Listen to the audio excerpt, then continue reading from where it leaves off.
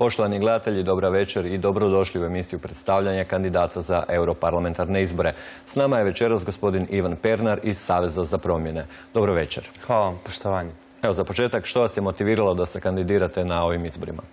Pa jedini način da se nešto promijeni u društvu jest da se izađe na izbore i da građani glasuju za tu opciju koja ima određene političke ciljeve. Jer bez političkog djelovanja nije moguće izmijeniti stanje na terenu. Jeste li upoznati sa radom Europskog parlamenta, kako se donose zakoni, procedure? Pa zakone se donose većinom. Međutim, ono što je još bitnije od toga jest koja prava proizlaze iz mandata zastupnika. Jedno od tih prava je zastupnički imunitet. I nama koji djelujemo kroz Živi zid i sprječavamo deložacije, dobro bi došla jedna ovakva, ajmo reći, zaštita u vidu imuniteta da policija ne može postupati prema nama na deložacijama. Što se tiče samog rada u parlamentu, našu stranku prvenstveno zanima monetarna politika. To su znači pitanja uloge središnje banke, tko stvara novac, jer trenutno je u Europskoj uniji novac privatiziran, država ga ne može stvarati, može se samo zaduživati i to zaduživanje na zaduživanje vodi cijelo jedno društvo u neotplativ dug, a neotplativ dug gura ga u blokade, ovrhe, stečajeve i tako dalje. I nažalost, niti jedna od drugih stranaka ne dotiče pitanje stvaranja novca i općenito uloge središnje banke. Dakle, Europski parlament onda ima jedinstvenu nadzorni mehanizam nad bankama, njih više od 6.000. Smatrate li da li treba jačati taj mehanizam ili jačati mehanizme slobodnog tržišta? Vidite, u trenutnom sustavu je sav novac dug. Znači, čak i kad neko ima neki novac u novčaniku i taj novac je nečiji dug. Neko se mora zadužiti da bi se taj novac stvorio. Međutim, kao što pretpostavljate, taj novac treba biti vraćen, uvećan za iznos kamata, a novac za otplatu kamate ne postoji jer nije ušao skupa s glavnicom u optice i samim time su krediti tehnički neotplativi. Tako da bez obzira im bio nadzorni mehanizam ili ne, imamo problem neotplativosti duga i zapravo sustav je programiran tako da ili da potopi države ili da potopi banke. A na kraju propadaju građani jer političari će se spasiti, bankari će se spasiti, a ljudi koji su u problemu, oni će lupat glavom u zid. U slučaju da uđete u parlament, kojem klubu zastupnika bi se priključili?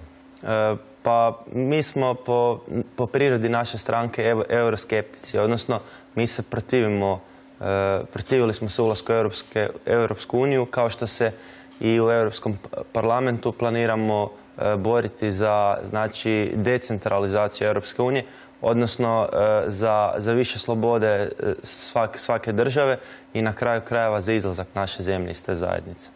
Kako gledate u tom slučaju na proširenje Europske unije, prvenstveno na zemlje u susjedstvu? Mi smo osobno protiv Europske unije jer Europska unija je tamnica i talionica naroda. Tamo nema slobode, tamo radnike batinaju, siromašne deložiraju.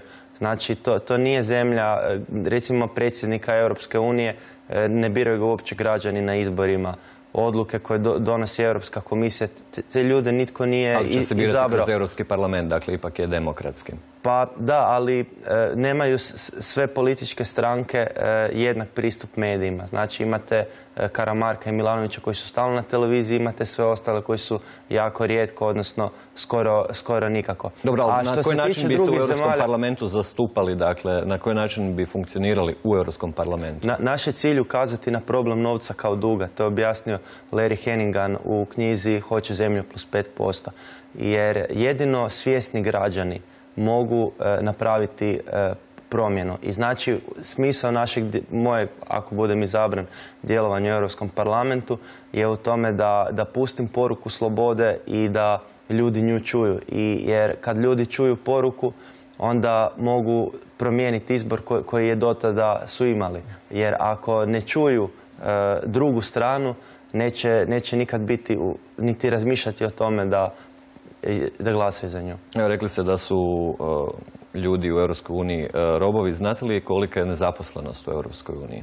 Pa u Španjolskoj, u Grčkoj, u Italiji, tamo je skoro 50% mladih nezaposleno.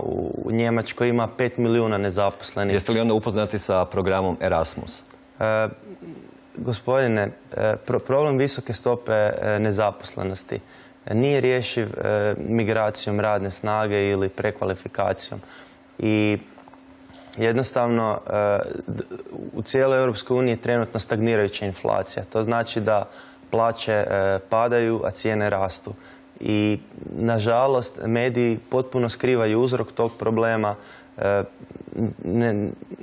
U recimo jednom Berlinu koji je grad sa 4 milijuna ljudi kao Hrvatska, tamo se godišnje provede preko 6.000 deložacija, znači 21 deložacija dnevno. U Hamburgu koji je, ima, ne znam, 1,5 milijuna ljudi, tamo ima godišnje 2.000 deložacija. Znači, socijalna slika tamo je katastrofa. Pogledajte u Francuskoj, cijele četvrti tamo žive ljudi u siromaštvu. Dobro, u slučaju da uđete u parlament, posvetili biste se opće evropskim temama više nego nacionalnim. Pitanju uloge Europske centralne banke, odnosno zbog čega se države moraju zaduživati kod vlastite odnosno u Europskoj uniji država ne može uzeti novac izravno od svoje središnje banke, već se mora zaduživati kod privatnih banaka koji su posrednici, a te privatne banke posude novac od središnje banke koja pripada državi i onda isti taj novac posude državi, što će reći da kamatare državu novcem iz centralne banke, a budući je centralna banka u državnom vlasništvu, zapravo rade budale od svih nas i pričaju nam o dužničkom paktu, o smanjenju proračunskog deficita, mjerama štednje. To je sve zapravo propaganda sa ciljem uništenja čovjeka. Jeste li pratili dosadašnji rad 12 hrvatskih europarlamentaraca?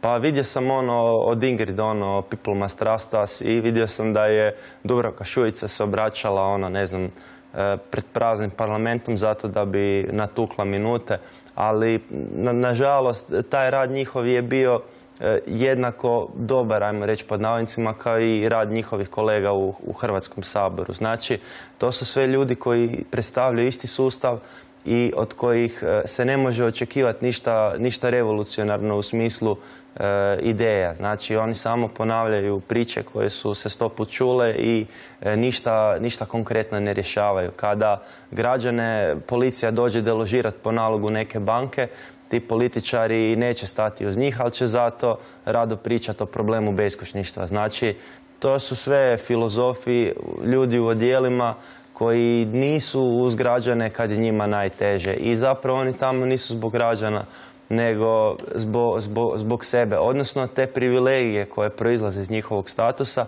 on ih koristi isključivo u svoju korist i korist svoje stranke, a ne u korist naroda koji ih izabrao. Koje je vaše stajalište po pitanju zaštite osobnih podataka?